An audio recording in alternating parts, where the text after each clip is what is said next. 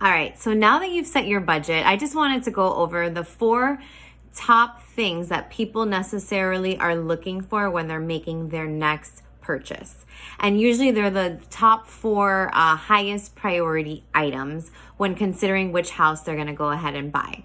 The first one is the price. So budget from a majority of the people is the biggest priority for them to stay within that budget when purchasing a home.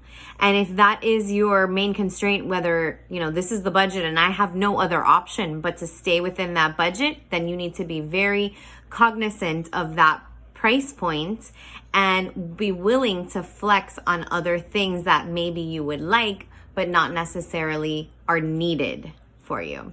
The next priority that a lot of people have is the location, the geographic location. So some people are buying or moving because they need to be in a certain proximity to work. They want to be within a certain school district.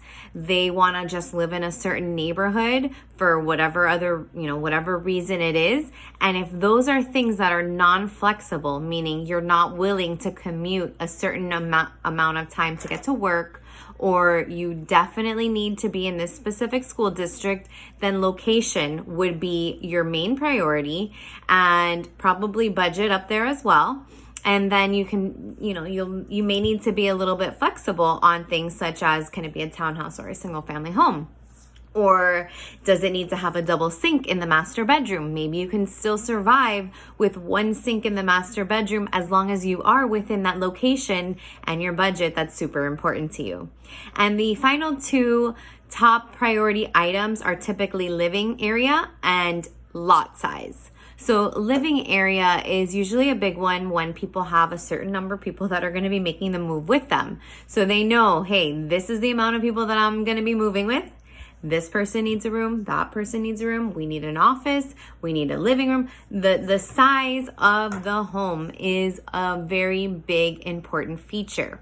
Now, if that's the most important thing, your budget also in there as well, you may need to look in different areas in order to get both the size and the price that you want. You'll need to flex on certain other things that you may like, but in order to get the house and get the property with the size that you want, you're gonna need to realize that there are some constraints. A lot size, that's another thing that's really important. Some people want to have a property where they have enough space to run a business out of. In that case, then an association may be something that they're going to be really concerned about. If there is a home in an association, a community with an association, they need to be aware that there are certain rules with having businesses or trucks or vans and logos and things like that.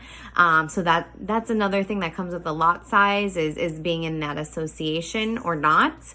The lot size is also important if you just know that you're someone who wants to be outside and you have goals and dreams and things to do outside.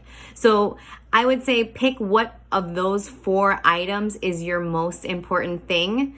Probably the top 2, and be willing to be flexible on the other things that are potential amenities and things that you could live without as long as you have these certain things met. So I hope this helps you narrow down some of the options and what to do when it comes to making that second move in the home buying process. If you do have any other specific questions, feel free to reach out and I'll be more than happy to give you my honest opinion. All right.